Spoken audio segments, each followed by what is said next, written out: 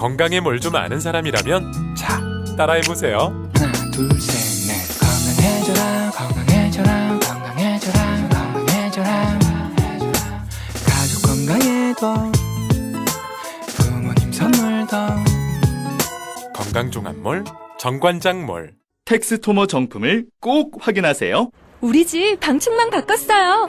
미세벌레 덤벼봐 먼지 모두 덤벼봐 촘촘해서 촘촘만 방충망은 촘촘만 예쁘고 통풍까지 좋아요. 방충망은 촘촘만 주식회사 텍스토머. 텍스토머 정품을 꼭 확인하세요.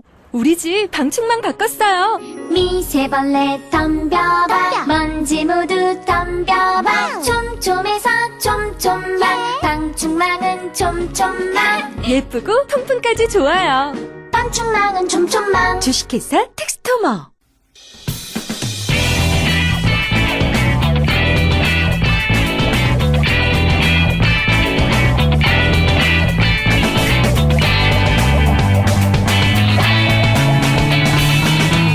김어준의 뉴스 공장.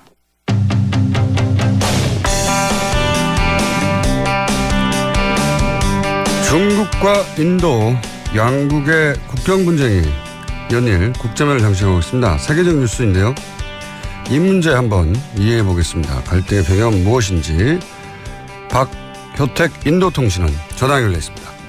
안녕하세요. 네, 안녕하십니까. 박효택입니다. 네, 인도 어디 계십니까? 인도 뉴델리입니다. 그러시군요. 자, 저희가 이제 인도 뉴스를 다루는 경우는 흔치 않은데, 마침 저희가 중국하고도, 갈등이 있고, 중국과 인도, 양국 모두 대국이란 말이죠. 네. 근데 지금 국경 분쟁이 있다는 뉴스는 계속 나오는데 그 배경을 이해하기가 쉽지 않아서 저희가 통신원으로 연결을 했습니다. 우선, 이번에, 예전부터 중국, 인도는 국경선 분쟁이 있긴 있었는데, 이번에 대치는 어떻게 시작된 겁니까? 네. 지난 6월 16일 인도 동북부의 식김주와 부탄 및 중국이 그 국경을 맞대고 있는 지역인 도클람 지역에서 중국 인민해방군이 중국, 인도, 부탄 등 3국 국경지대에서 상호 협의 없이 도로를 건설하면서 분쟁이 시작됐습니다. 중국 인민해방군이 도클람 지역에 진입해 도로를 건설하기 시작한 것을 처음 발견한 것은 부탄군이었는데요. 부탄은 중국과 외교 관계가 수립되어 있지 않기 때문에 인도 주재 부탄 대사가 중국 정부에 항의하게 되었고 부탄과 인도가 함께 중국 측에 도로 건설 중단을 요청하게 됐습니다. 인도는 중국, 부탄, 인도 등 세 나라의 국경이 맞물리는 지역에서 행하는 일방적인 조치는 기존 합의 위반이라고 주장했는데요. 부탄 외교부도 별도 성명을 내고 중국이 이 지역에서 도로를 건설하는 것은 중국과 부탄 간 국경 합의를 위반하는 것이라며 중국에 원상복구를 하라고 요청했습니다.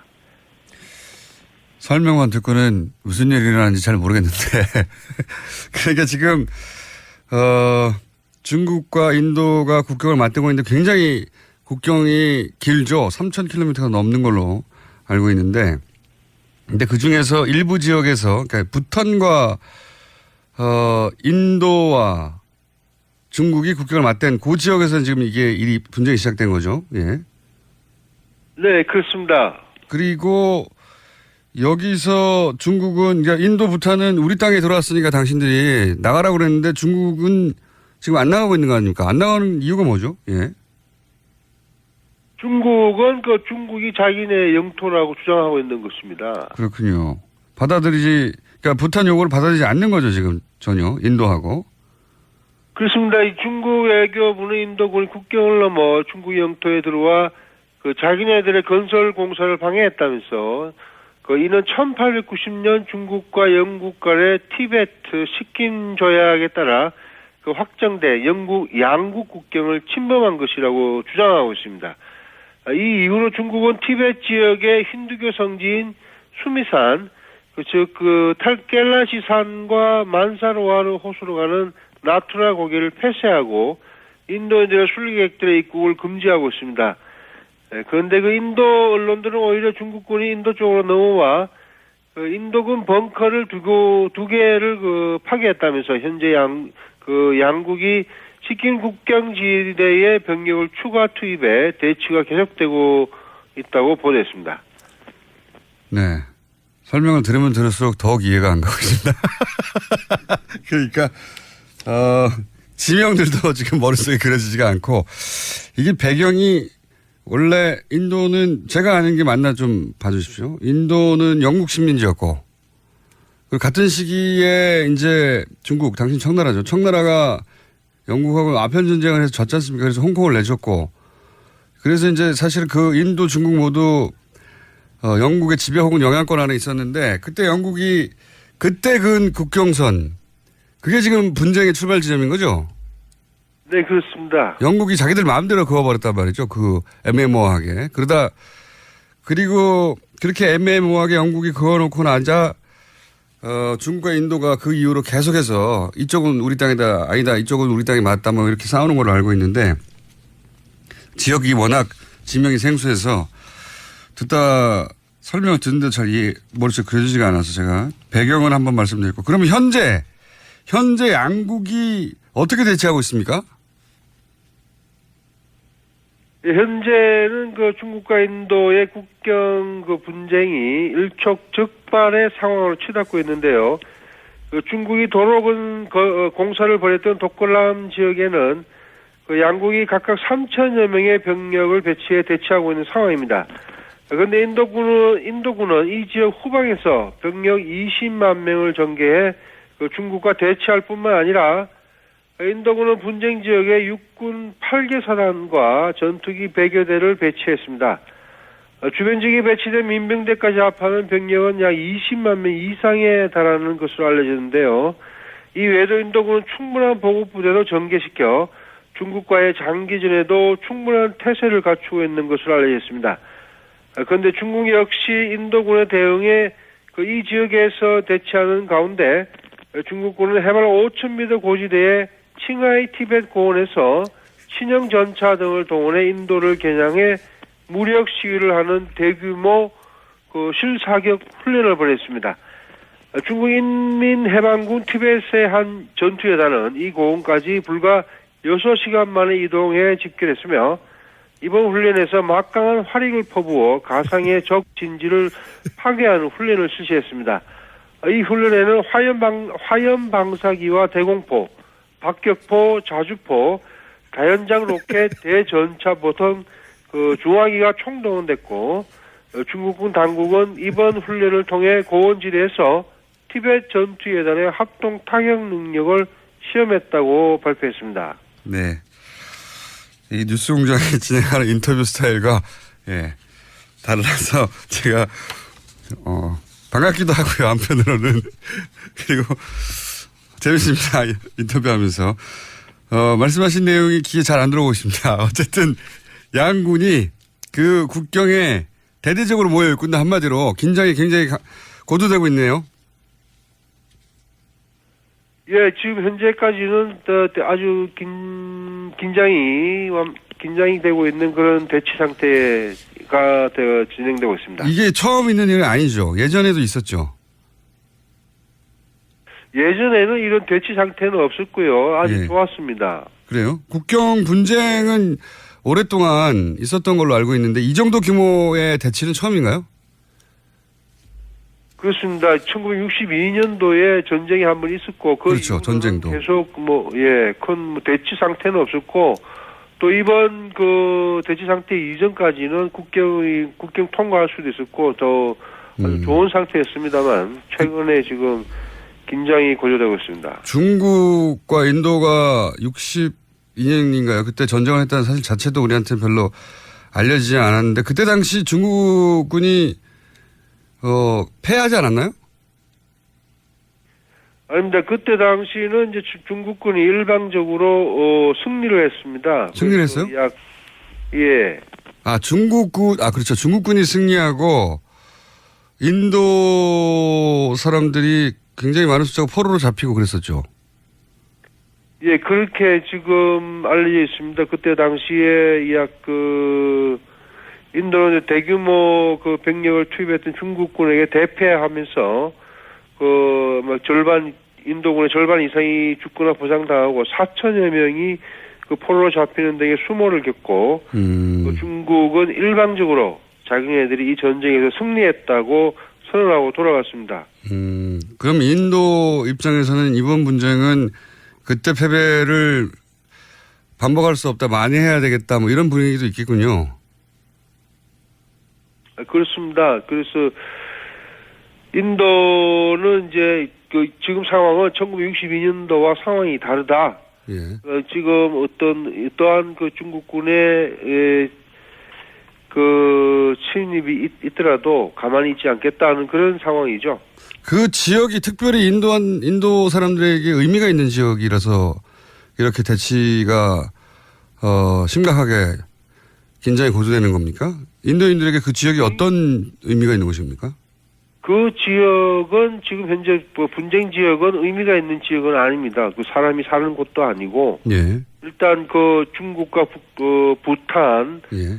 그리고 인도 국경지대에 이제 국경선이 명확하게 그 결정돼 있지 않고 그러니까 이제 그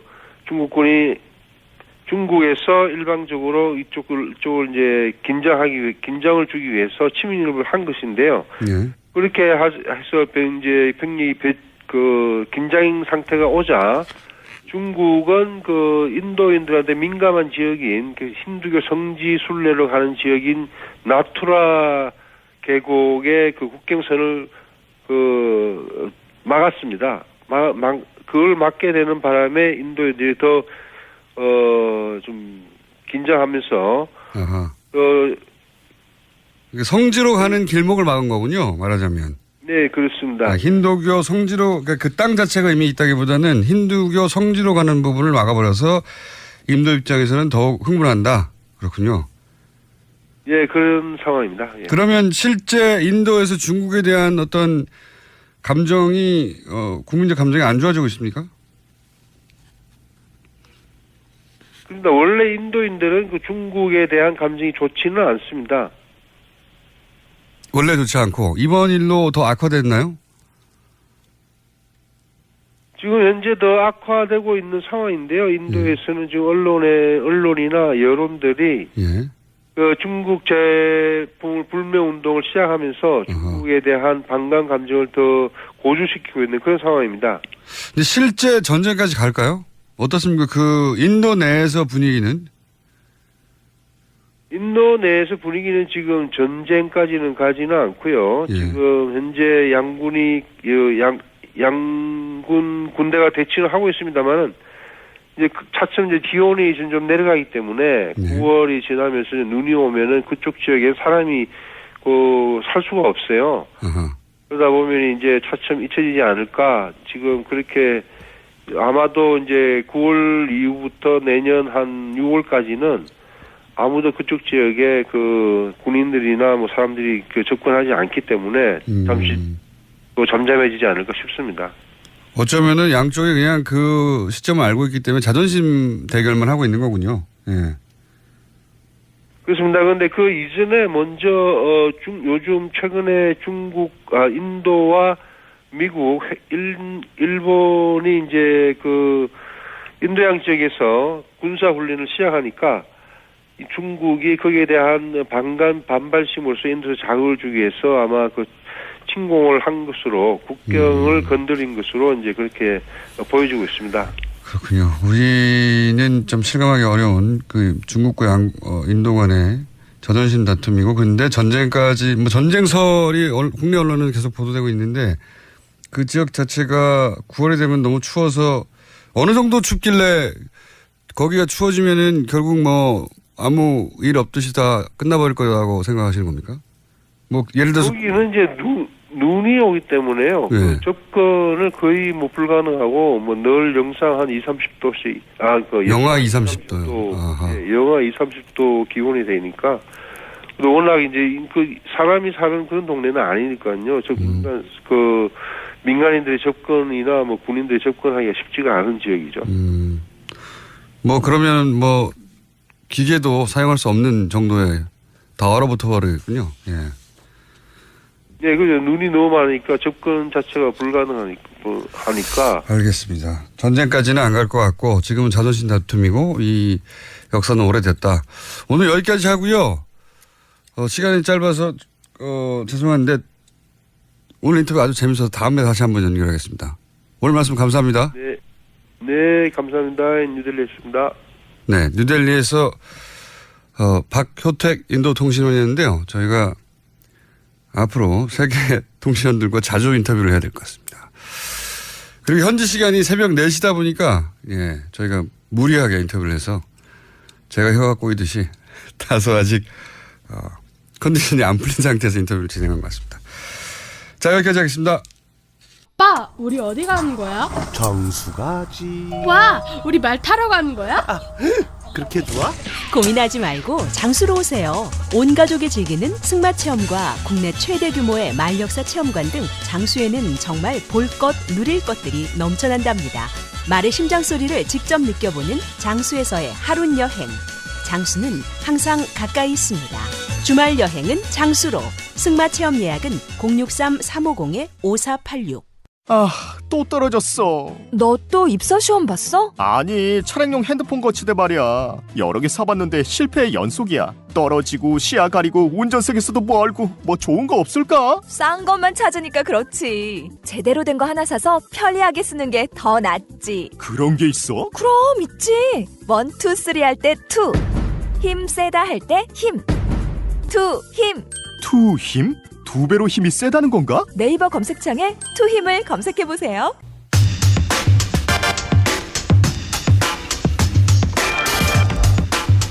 자, 오늘은 아무 별명 없이 그냥 불러드리겠습니다. 섭섭하실 겁니다. 양지열 변호사님 나오셨습니다. 이제 전략을 바꾸셨군요. 예. 별명을 부르면 발끈하니까 아예 안 부르는 귀찮아서 그런 거예요. 귀찮아서. 날도 덥고. 별명 부르는 것도 귀찮아서. 아이고, 알겠습니다. 예. 자, 이제 삼성 이재용 부회장 그 결심 공판이 일주일 남아가지고 연일 네. 저희도 브리핑에서 관련 뉴스를 다루고 있는데, 브리핑에서도 얘기했는데 전략이 초기하고는 달라졌어요. 초기하고 진술 자체가 많이 바뀌었죠. 진술에서 얘기했던 것도 그렇죠. 달랐었고 그때는 박 전 대통령에게 직접적으로 강요에 못 이겨서 돈을 그렇죠. 줬다 내놨다. 그때는 그나마 물론 그때도 피해자 코스프레이긴 했으나 어쨌든 예, 그러나 강요의 대상이 대통령이었잖아요.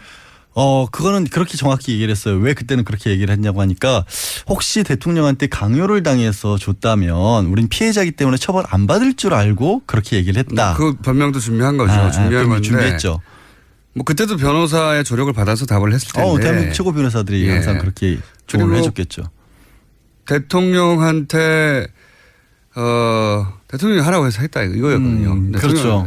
하라고 해서. 근데 이번에는 대통령이 쏙 빠지고 최순실 때문에 이렇게 다 된 거다라고. 그러니까 정확히 대통령은 만났을 때 이재용 부회장을 만났을 때 대통령이 승마와 관련해서 왜 승마를 이렇게 지원을 안 해주냐라고 레이저를 쐈다라는 거예요. 그러고 와서 이재용 부회장이 왜 승마 때문에 내가 이렇게 쪼여야 되냐라고 하니까 부랴부랴 왜 승마를 그렇게 챙기지? 라고 찾아보니까 최순실이라는 사람이 있네? 라고 해서 지원 사업을 했다.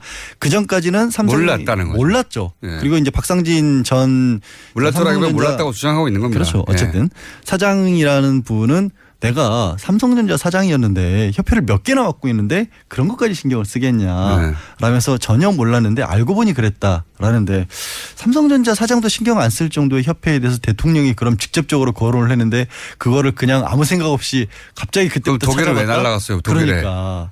그 직원 한 명도 없는 회사와 계약하려고 왜 날라갔냐고 사장이. 그러니까 그거는 대통령한테 그렇게 쪼임을 당한 후에 알아보니까 최순실이라는 사람이 가까운 사람으로 알려졌더라. 그래서 그 가까운 사람 때문에 혹시 이런 게 아니냐 추측으로. 이게 이제 어떻게 프레임이 바뀌었냐면 처음엔 대통령이 이렇게 하라는데 어떻게 해요. 해야지. 우리는 그냥 시킨 대로 했을 뿐이고 피해자예요. 이게 첫 번째 버전이었는데 최근에는 어떻게 바뀌었느냐.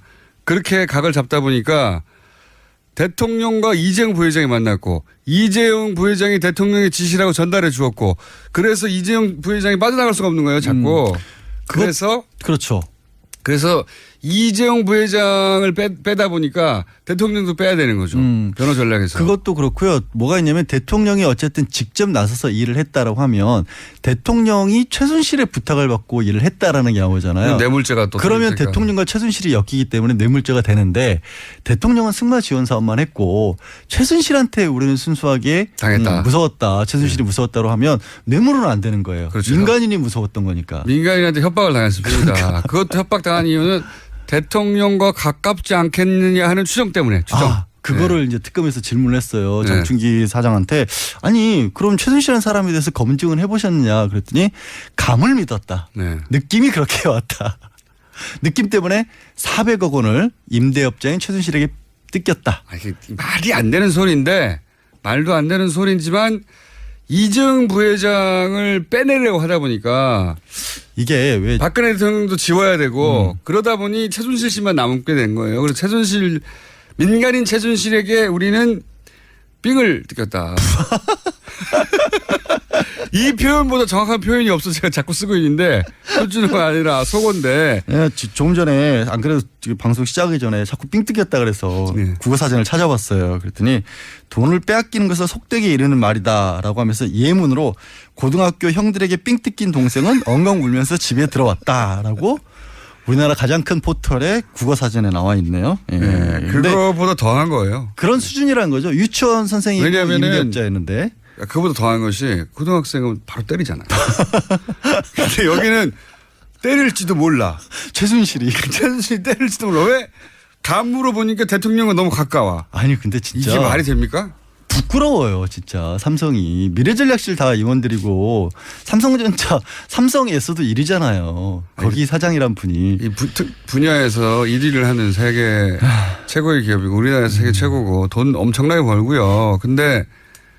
그런데 부회장 그 오너를 보호하기 위해서 모두가 바보가 되고 있는 중이에요. 다 같이. 그러니까 오너를 보호하기 위한 전략이 어느 정도 나름대로 되게 연구는 많이 했어요. 근데 이게 촉발점은 뭐냐면 지난번에 안종범 전 수석의 수첩이 간접 증거, 정황 증거로만 인정을 받았잖아요. 그러니까 그러다 보니까 박 전 대통령하고 이재용 부회장하고 둘이 나눈 대화 내용에 대해서는 하나하나가 인정을 받은 게 아니에요. 그러니까요. 그냥 둘이 만났다는 것을 입증해 줄 수 있는 무슨 얘기를 했다. 무슨 얘기를 했고 거기 적힌 내용은 참고 정도 하는 거죠. 관련 정도다. 그러다 보니까 그러면 둘만 입을 다물어 버리면 아무도 여기에 대해서 안 할 수 있는 사람이 없네. 그러니까 이렇게 작전을 바꾼 거고. 오늘 작전을 바꾼 다음에 사실 안종범 수석에 대한 문제 제기를 한 거죠. 뭐 그럴 수도 있죠. 당연히. 큰 그림을 보면 여기 지금 머리가 몇 명이 붙어 있는데요. 지금 삼성의 오너를 구하기 위해서 변호인단이 얼마나 붙어 있는데 연구를 안 합니까? 대충 한 200명 정도라고 저는 추측을 합니다. 그래서 삼성 그룹은 바보 회사가 되고. 그렇죠. 예. 대통령과 가까울지도 몰라 하니까 400억 막 주는 삥 뜯긴 회사가 되고. 그래서 회장만 살아난다면야. 근데 여기서 또 되게 회장이 리스크예요, 이 회사에. 이런 바보 같은 일을 당하는. 아니요. 회장이 리스크는 아닌 게 회장한테는 2016년 8월에나 보고를 했다라고 얘기를 해요. 그러니까 400억 지원 결정을 하는데 회장에게는 보고 안 하고 우리끼리 했다. 아니, 왜 무서워서. 그러니까 회사가 엉망이라는 얘기를 하는 거잖아요. 그러니까 이렇게 보면 바보 같은 회사가 엉망이고 막 체크도 안 하고 돈을 막 400억 주고 그다음에 무서워서 주고 회장은 모르고 그 사이에 아무것도 우리가 회장이 바보라는 얘기 하는 거 아닙니까 이게. 아니 기업들이 오너 리스크라는 게 있다라고 하는데 흔히 하는 말로 재벌 회장들 감옥 가 있어도 회사 잘 돌아가더라. 지금 주가가 삼성 이재용 부회장 구속 이후에 더 올랐죠. 많이 올랐어요. 근데 그걸 더 나가서 이번에는 삼성의 최고 의사결정기구는 미래전략실인데 미래전략실 임원들도 이런 수준이었네? 라고 생각할 수밖에 없어요. 이런 수준이라고 생각하진 않지만 지금 하도 빠져나갈 구멍이 없으니까 이걸로 각을 잡은 거거든요. 부끄럽잖아. 근데 창피하지도 않나? 제가 하는 말이 그럽니다. 삼성이라고 하는 정말 대단한 기업, 거기 있는 무수한 사람들이 만들어낸 같이 힘을 합쳐서 대단한 기업이 이 오너 한 사람 구하려고 바보가 되고 초라해지고 있는 거예요. 어떡하겠어 근데. 근데 오늘은 어제 나왔던 증언 중에 그 오너를 구하기 위한 게 원래 동계 스포츠 지역. 이 출발은 또 더 어처구니 없습니다. 아버지가 아들한테 재산 줘야 되는데 세금 안 내려고 하다가 이렇게 된 거잖아요. 다. 그 출발, 뿌리가 거기에요. 아빠가 아들한테 재산 주고 싶은데 세금 너무 많아 싫다 이거. 그래서 세금은 신매동 내고 16억입니까? 16억 내고 나서 조단위가 넘어간 거 아닙니까 지금 자신들. 합병 과정 때문에 네. 합병으로 인해서 얻은 그 모든 과정의 출발점은 아버지가 세금 안 내려고 하는 병원에 누워 계신 분을 욕되게 하지 마세요. 거기서 그때는 팔팔하셨죠. 그것 때문에 다 벌어진 일입니다 이게. 근데 그게 또 재밌는 게 그것 때문에 벌어진 일이라고 하시니까 이게 문제가 되고 있는 건 사실 이재용 부회장이 받고 있는 혐의 중에서 가장 법적으로 무거운 혐의는 횡령이거든요. 네. 그러니까 뇌물 공여는 국정농단 사체 전체를 놓고 보면 중요하지만 사실 이재용 개인을 놓고 보면 이게 법정형이 얼마 안 높아요. 5년 이하기 때문에 이건 네. 집행유예로도 가능한데 문제는 지금 그렇게 최순실에게 지원을 하기 위한 돈을 회사 돈을 빼돌렸었다. 그러니까 그렇죠. 자기 이익을 보기 위해서 400억 원 가량. 근데 몰랐대잖아요. 몰랐대. 왜 또 표를 주고 들어주고 40원입니까? 뭐 근데 그게 400억을 줬는데 그게 드러난 것만. 양날의 칼이 된 거예요. 처음에는 저는 이거를 썼다는 것 때문에 이게 이재용 부회장이 굉장히 불리하게 작용할 것 같다. 왜 그 400억을 그냥 자기 돈으로 모르게 줘버리면 될 거를 회사 돈을 동원을 해가지고 그것도 아깝잖아요. 자기 주문해서 나가려면 400억이 아니 아깝잖아요. 돈이 얼마나 많은 사람인데 400억 아까운 아니, 거예요. 우리한테는 아깝지만 네, 그것도 아까운 겁니다. 조단위가 있으신 분이 부자들 돈 쓰는 거 보세요. 그런 거 아까워해요. 어떻게든 예, 빠져나가려고 하지. 하여튼 그러니까 그게 문제가 될 줄 알았는데 막상 이렇게 전략을 짜놓고 보니까 이게 맞아 떨어지는 거예요. 나는 몰랐다는 말을 할 수 있게끔 회사 돈을 가져다 쓴 거가 될 수가 있는 거예요. 그게 정말로 내가 알았으면 이재용 부회장 개인 주머니에서 나왔다면 글자 그대로 부인할 수가 없는데 회사 돈을 쓴 거고 회사 돈을 쓴 거는 부하 직원들이 알아서 썼다. 알았어. 400억 정도는 뭐 알아서 쓴다. 그러니까 예. 우리 미래전략실이기 때문에. 미래전략실이기 때문에 400억 정도는 대통령과 친해? 그러면 줘야지. 이렇게 됐다는 거 아닙니까? 대통령과 친한데 우리에 대해서 나쁘게 말하면 어떡해. 아이고 큰일 났네. 그러니까 그게 지금까지. 그래도 사장이 직접 날아갔다는 거 아닙니까? 아유, 직접 날아갔죠. 전직 삼성전자 사장이 직접 그리고 들어와서 생긴 지 얼마 되지도 않는 회사에 직원도 없는 회사에 페이퍼 컴퍼니에 가서 예. 우리가 어디 회사 주인이 누군지도 몰랐다는 거 아니에요? 자기들 주장으로는. 독일 호텔 가서 노승일 부장이랑 기념사진 찍었잖아요. 업무 제휴 협정책이라고. 아니 근데 몰랐다는 거 아닙니까? 최순실과 관련이 있는 회사라고는 전혀 생각해 보지 않았다고. 이것도 앞뒤가 안 맞아요. 최순실이 무서워서 돈을 줬다고 그랬는데 그 돈을 준 회사는 최순실과 아무 관련이 없다고 생각한다는 게 말이 됩니까? 그때 당시에는 회사 등기 임원에 최순실이나 정유라 이름이 안 들어가 있었어요. 아니 그렇긴 한데 제 말은 뭐냐면 최순실 때문에 삥 뜯겼다고 주장하면서 그 돈을 꽂아주는 회사는 최순실과 관련이 없다고 생각했다는 게 말이 되냐고요. 그건 또 승마지원협회라고 알았대요. 이 바보들 정말. 예, 그렇습니다. 근데 이제 이렇게 되면 뭐냐면 조윤선 전 장관이 몰랐다라 빠져나가. 몰랐다 하나로 돌파한 거거든요. 물론 그 판결에 대한 어떤 지금 문제가 지적이 많긴 한데 전략은 몰랐다 하나로 끝난 거잖아요. 그러니까 이런 거예요. 말씀을 들으시면서 야, 저 두 사람이 저렇게까지 어이없어 할 정도면 법원의 판사가 저 얘기를 믿어줄까? 판사가 바보가 아닌 한? 이라고 생각할 수 있는데 문제는 이거에 이 뇌물과 관련된 사실이라는 걸 입증하는 게 특검의 몫이고 이 사람들의 얘기는 그 말을 흔들어 놓는 거거든요. 이 사람들이 그렇죠. 자기 말을 판사가 꼭 믿어줄 것까지 바라는 게 아니라 우리로서는 이런 사정도 있었다. 의심하게 만드는 그러니까 합리적인 의심의 여지가 없을 정도로까지 입증이 돼야 되는데 그거를 흔들어 놓는 말을 자꾸 하고 있는 건 거예요. 만약에 이재용 부회장이 여기서 뇌물죄 부분 무죄를 받고 그럼 남은 건 뭐 있어요. 사실 집행유예가 될 가능성이 높아요. 이미 6개월이나 있었고. 그거는 법 국가배상 청구해야죠. 억울한 사람 가둬놨으니까. 일당으로 청구해요.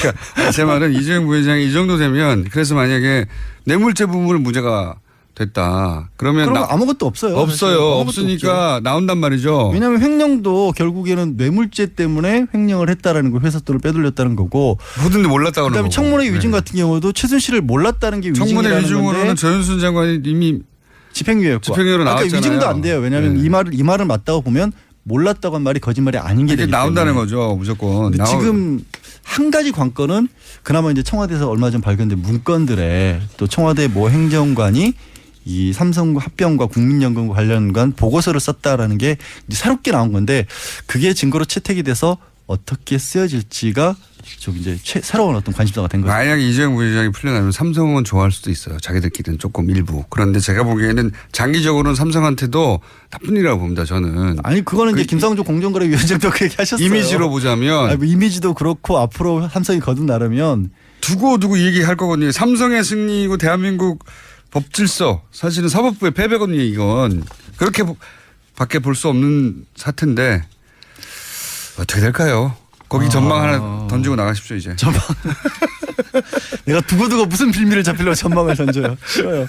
말씀드렸다시피 청와대에서 발견된 문건이 새롭게 발견된 게 얼마만큼이나 증거로서 효력을 발휘하느냐가 새로운 변수로 떠올랐다 정도만 말씀드리겠습니다. 그러니까 돈이 많아서 이런 겁니다. 돈이 너무 많아서 400억도 아까워했다면서요. 아니 그러니까 돈이 너무 많으니까 이런 일이 벌어지는 거죠. 우리한테는 안 벌어질 일입니다 이게. 이 정도 사건이 연루됐으면 당장에 뭐가 부러운 건가 안 부러운 건가 갑자기 헷갈려지네. 없어서 돈도 조금만 많은 걸로 안 되고요. 어마어마하게 말하면 이렇게 될 수 있어요. 자, 양재 변호사님, 예? 돈 많이 버시고요. 고맙습니다. 네, 감사합니다. 들어가십시오. 예.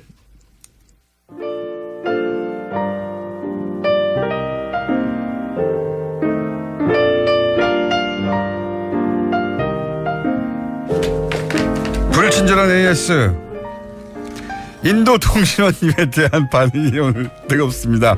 저희가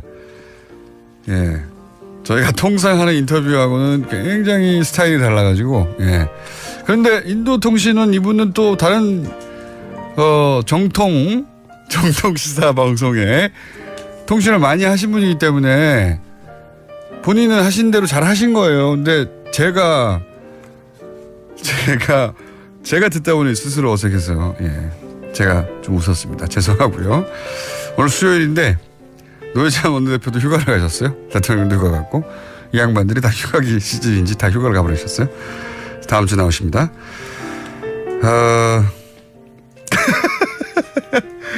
왜 뉴스공장은 가장 가까이서 듣는 사람에게만 관심이 있는가? 어중뛴 거리를 왜 외면하는가? 나는 지금 어중뛴 거리에 있는 행정중심 복합도시 세종시에 쓰고 있다. 좋습니다. 누가 가장 어중뛴가도 하겠습니다. 일단 세종시 어중뛴 도시 후보에 올랐습니다. 네. 본인이 어중뛴다고 생각하시는 분들도 문자를 보내주십시오. 여기까지 하겠습니다.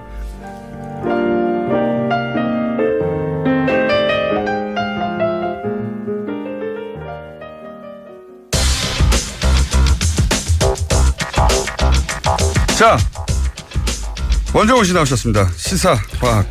안녕하세요. 네. 그리고 개그까지.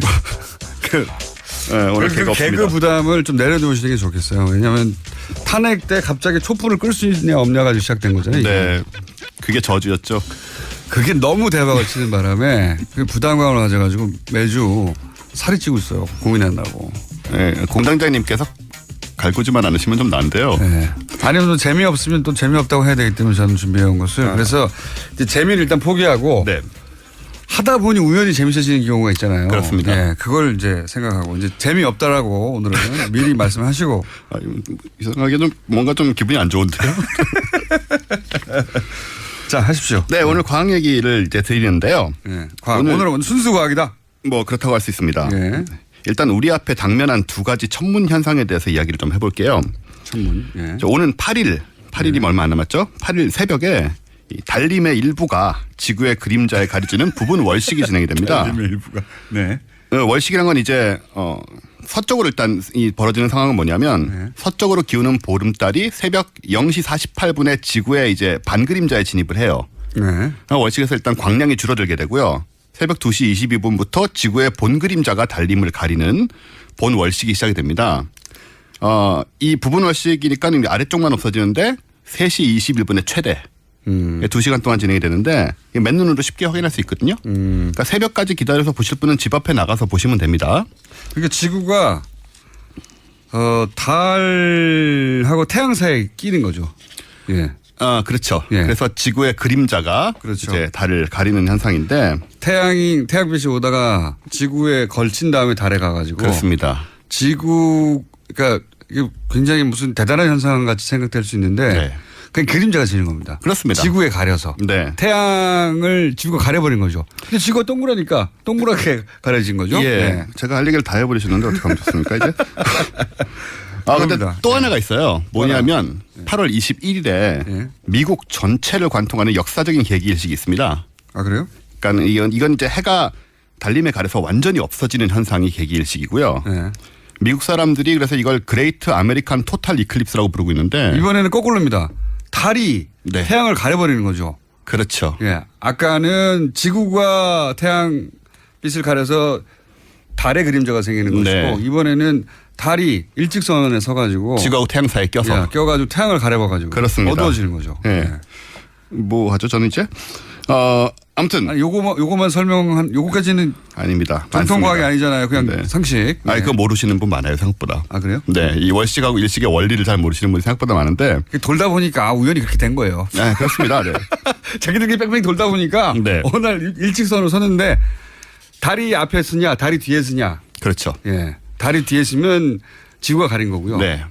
달이 앞에 서면 달이 가린 거죠. 예. 그래서 월식은 항상 보름 때만 일어나고요. 예. 일식은 항상 금음 때만 일어날 수 있습니다. 자, 거기서부터는 이제 머릿속을 굴리셔야 되는데 그까지 몰라도 돼요. 네네. 어쨌든 그래서 이 그레이트 아메리칸 토탈 이클립스 이게 좀 트럼프스러운 어감은 있지만 실제로 태평양에 면한 미국 서북부 워싱턴주에서 시작해서 미국을 완전히 가로질러서 대서양을 면한 동남쪽의 사우스캐롤라이나로 빠져나가요.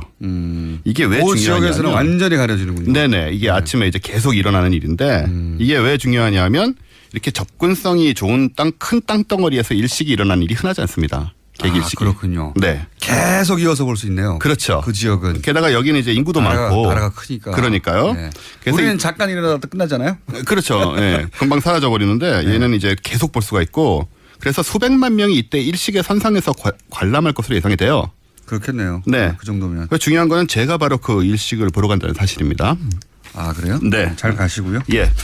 그럼 이제 월식과 일식. 이것 때문에 가는 겁니까? 이것 때문에 가는 겁니다. 물론 가는 김에 이제 라스베가스도 가고 여러 가지 관광과 유흥을 즐길 생각인데요. 예.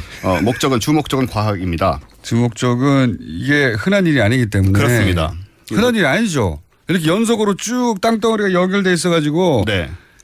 그게 하필이면 태평양 한가운데 보십시오. 못 따라다니잖아요. 실제로 대부분이 그런 식으로 일어나요. 왜냐하면 바다가 지구의 3분의 2지 않습니까? 그러니까요. 그래서 대부분이 바다에서 일어나고 바다에서 일어나면서 이제 작은 섬들이 중간에 낀 경우에 거기에 보러 많이 갑니다. 그렇죠. 맞습니다. 네. 무슨 섬에 몇 시에 뭐 이러면서 막 굉장히 가기 어려운데. 네, 관광객들 막 가고 네. 부자들. 그렇죠. 네. 근데 이거는 이제 누구나 볼 수 있다. 누구나 볼 수 있다는 점에서 큰 차이가 있죠. 큰 일이네요. 네.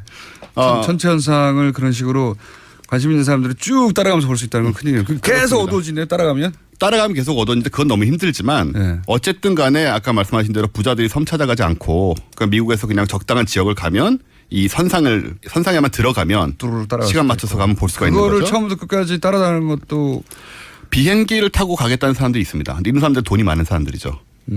자가용 비행기나 뭐 전세기를 타고. 미국은 세스나기나 이런 거는 그런 게 많죠. 그 부자라고 할 수 없는 사람들도 많이 맞습니다. 네. 자가용, 준자가용. 왜냐면 남부에 그 워낙 땅덩이가 넓어서 그 농사 지을 때 네. 비행기를 무슨 트럭 타고 몰더라고요. 예, 그러면서 이제 농약 뿌리고 하는데 어쨌든 이제 이래서 중요한 건데 근데 이제 월식하고 일식 아까 저걸 설명해 주셨잖아요. 원리를. 그 말 그대로 이제 그런 건데요. 근데 사실 월식은 좀 계기 월식은 쉬워요. 왜냐하면 지구 그림자 크잖아요. 네, 지구가 더 크니까. 네, 지구가 훨씬 크니까. 그래서 달이 이 속에 어영부영 들어오기만 하면 걸치는 거죠 어딘가에. 계기 일식이나 계기 월식이나 월식이 일어납니다.